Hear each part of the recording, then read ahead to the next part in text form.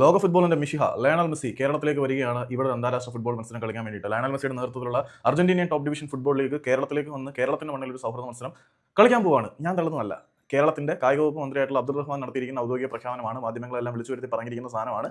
എല്ലാം സെറ്റാണ് എന്നാണ് പറയുന്നത്. അപ്പോൾ ഇത് സംബന്ധിച്ചുള്ള വാർത്തകളും റിപ്പോർട്ടുകളും ഒക്കെ ഇന്ത്യൻ മാധ്യമങ്ങളിലെങ്ങും വന്നുകൊണ്ടിരിക്കുകയാണ്.